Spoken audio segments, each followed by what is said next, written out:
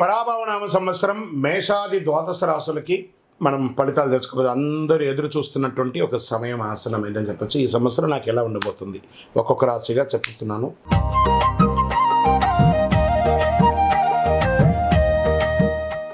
మేషరాశి ఫలితాలు ఎలా ఉన్నాయంటే, అశ్విని భరణి కృత్తిక మొదటి పాదానికి జన్మించిన మీరు మేషరాశి వారిగా పరిగణించబడుతున్నారు. ఈ పరాభవనామ సంవత్సరం మేషరాశి వారికి పరీక్షలతో కూడినటువంటి పురోగతి కూడా ఉంటుంది. ఎందుకంటే ఏళ్ళనాడు శని నడుస్తుంది, ప్రారంభ దశ. ఒక్క శని మాత్రమే బాలేదు, మిగతా గ్రహాలన్నీ బాగానే ఉన్నాయి కదా. ధైర్యం క్రమశిక్షణ ఉంటే ఈ సంవత్సరం మంచి మార్పులు తీసుకొస్తారు. ఈ గ్రహ గోచార స్థితి ఈ సంవత్సరంలో మొత్తం శని మీ మీనరాశిలో 12వ స్థానంలో సంచరిస్తున్నాడు.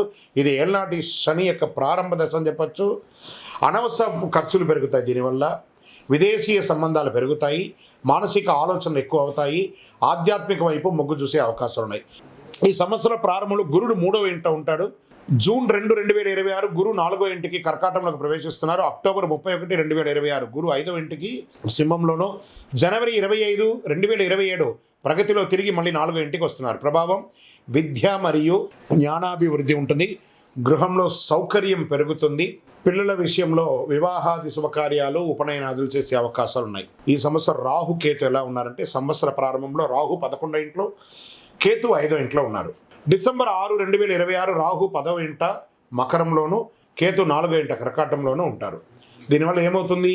ఉద్యోగంలో మార్పులు, కొత్త అవకాశాలు, కొంత మానసిక ఒత్తిడి ఉండే అవకాశాలు ఉన్నాయి. ఇంకా కుజగ్రహం మే 11, జూన్ 20, 2026 వరకు కుజుడు జన్మరాశిలో ఉంటారు. ధైర్యం పెరుగుతుంది, నిర్ణయాలు త్వరగా తీసుకుంటారు, కోపం నియంత్రించబడతారు. ఇంకా ఆదాయపరంగా కూడా క్రమం పెరుగుతుంది, చాలా అద్భుతంగా కొత్త సంపాదన మార్గాలు కనిపిస్తాయి. ఖర్చులు కూడా పెరిగే అవకాశాలు ఉన్నాయి. ఇంకా ఉద్యోగ విషయంలో కొత్త బాధ్యతలు పెరిగే అవకాశాలు చాలా బాగున్నాయి. పై అధికారుల్లో ప్రెజర్స్ ఉంటాయి. ఎక్కడెక్కడి నుంచో మీరు ఎదురు చూస్తారా ప్రమోషన్స్ లేదా ఇంక్రిమెంట్స్, అవన్నీ కూడా ఏప్రిల్ తర్వాత కలిసి వచ్చే అవకాశాలు ఉన్నాయి. కొంత ఒత్తిడి ఉంటుంది, ప్రభుత్వ ప్రైవేట్ రంగంలోనూ ఒత్తిడి ఉంటుంది. అసాంఘికమైనటువంటి కార్యక్రమాలకి ఉద్యోగస్తులు అస్సలు వెళ్ళకండి, జాగ్రత్త. ప్రభుత్వ ఉద్యోగులు ఉద్యోగం కోసం ప్రయత్నం చేసి ఎగ్జామ్ రాసిన వాళ్ళకందరికీ కూడా, సివిల్స్ కానీ గ్రూప్స్లో కానీ ఎగ్జామ్ రాసిన వాళ్ళకి ఇది ఒక మంచి సమయం.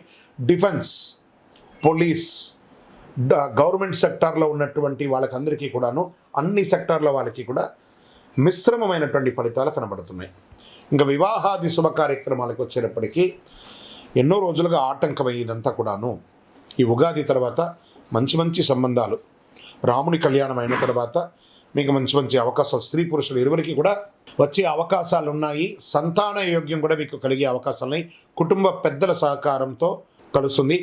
ఈ ప్రేమ వ్యవహారంలో ఉన్న వాళ్ళు కాస్త పెద్దలతో ఒప్పించి చేసుకోండి, లేదా ఇబ్బంది పడే అవకాశాలు ఉన్నాయి. ఇంకా ఆరోగ్యానికి వచ్చేటప్పటికి నిద్ర సమస్యలు, బీపీ లాంటిది కొంచెం వచ్చే అవకాశాలు ఉన్నాయి. మానసిక స్ట్రెస్, ధ్యానం ఇవన్నీ కూడా చేస్తే మంచిది. భయపెట్టడానికి కాదు, ఒక శస్త్రచికిత్స మాత్రం అవకాశం ఉంది. అది అవ్వకుండా ఉండాలంటే డాక్టర్ని సంప్రదించండి. మీ ఆరోగ్యాన్ని మీరు జాగ్రత్తగా చూసుకోండి. ఇంకా ప్రయాణాల విషయంలో విదేశీయ ప్రయాణం కోసం, విదేశీయ చదువు ఉద్యోగం కోసం ఉన్న వాళ్ళు కాస్త మిశ్రమ వాతావరణం కనబడుతుంది జూలై వరకు. ఎందుకంటే దేశమంతా కూడా, ప్రపంచమంతా కూడా యుద్ధ వాతావరణంలో ఉంది కాబట్టి ఇవన్నీ సెట్ అవ్వడానికి జూన్ జూలై అవుతుంది. జూలై తర్వాత మీకు విదేశీయ ప్రయాణం, ఉద్యోగాల అవకాశాలు ఉన్నాయి. చాలామందికి లే ఆఫ్ అయిపోయిందండి, మేమేం చేయాలి అంటే, ఒక పక్క ఏళ్ళనాడు శని నడుస్తుంది, ఒక పక్క ప్రపంచ ఆర్థిక మంద్యంలో పడింది కాబట్టి ఇవన్నింటినీ దృష్టిలో పెట్టుకొని కాస్త ఉండండి. జూలై తర్వాత అన్నీ సర్దుకుంటుంది. భారతదేశంలో ఉన్నవాళ్ళు మీరందరూ కూడా సురక్షితంగా ఉంటారు. విదేశాల్లో ఉన్నవాళ్ళు కాస్త జాగ్రత్తగా ఉండండి, అంతే. అదొకటి మాత్రం చూసుకోవాలి. ఇక వ్యాపారస్తులుగా ఉన్న వాళ్ళు చూస్తారా, వ్యాపారస్తులు, ఇండస్ట్రీస్ అంతా కూడా పెడుతున్న వాళ్ళకి ఈ సంవత్సరం అద్భుతమైనటువంటి కాలఘట్టం అని చెప్పచ్చు. చాలా అద్భుతంగా ఈసారి వ్యాపారం ఉండబోతుంది. ఎక్సలెంట్గా ఉంటారు. కొంచెం చిన్న ఇబ్బందులు శని భగవానుడు, ఎందుకంటే నాలుక మీద వచ్చి కూర్చుంటున్నాడు శని భగవానుడు. కస్టమర్స్తో మాట్లాడేటప్పుడు లేదా భాగస్వామ్యం వాళ్ళతో మాట్లాడేటప్పుడు జాగ్రత్తగా ఉండండి. భార్య భర్తల మధ్య సఖ్యత పెరుగుతుంది. విలాసవంతమైనటువంటి జీవితాన్ని గడుపుతారు. టూర్స్, ఆధ్యాత్మిక టూర్స్ లేదా ప్రైవేట్ టూర్స్ కూడా వెళ్ళే అవకాశాలు బాగా కనబడుతున్నాయి. ఇంకా విద్యార్థులు చాలా కష్టపడి చదవాలి, కానీ మంచి ఉత్తీర్ణత పొందే అవకాశాలు బాగా ఉన్నాయి. వ్యవసాయదారులకైతే మెండైనటువంటి సంవత్సరం ఈ సంవత్సరం. చాలా అద్భుతంగా ఉంటారు వ్యవసాయదారులు. ఇప్పుడు ఈ నక్షత్రాల వారిగా ఈ సంవత్సరము ఎలా ఉంది అని చూస్తే, అశ్విని నక్షత్రం కొత్త అవకాశాలు, వ్యాపార ప్రారంభాలకి అనుకూలం. ప్రయాణాలు ఎక్కువ ఉండే అవకాశాలు ఉన్నాయి మేషరాశిలో. ఇంకా భరణి నక్షత్రం వారికి ధనలాభం, కుటుంబ బాధ్యతలు పెరుగుతాయి, జాగ్రత్తగా నిర్ణయం తీసుకోవాల్సిన అవకాశాలు ఉన్నాయి. ఇంకా కృత్తిక మొదటి పాదంలో ఉన్న వాళ్ళకి గౌరవం పెరుగుతుంది, ఉద్యోగంలో పురోగతి, నాయకత్వం పెరుగుతుందని చెప్పచ్చు. ఇక ఓవరాల్గా ఈ సంవత్సరం 60+40 అనొచ్చు. 60% పాజిటివ్గా ఉంది, 40% మిశ్రమంగా ఉంది. దీనికోసం చిన్న చిన్న పరిహారాలు మీరు కూడా దగ్గర ఉన్నటువంటి మీ గురువుని సంప్రదించి చేసుకోండి. లేదా మా ద్వారా తెలుసుకోవాలనుకుంటున్నారా, మా డిస్ప్లేలో కనబడుతున్నటువంటి నంబర్కి మీ పేరు, date of birth, time of birth, place of birth WhatsApp చేయండి. మా అడ్మిన్స్ మీకు రిప్లై ఇస్తారు. మీ ఇప్పుడు మేము చెప్పేదంతా కూడా గోచార ఫలితం అనమాట.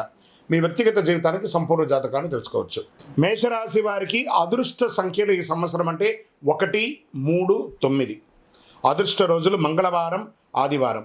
అదృష్ట రంగులు ఎరుపు మరియు కేసరి.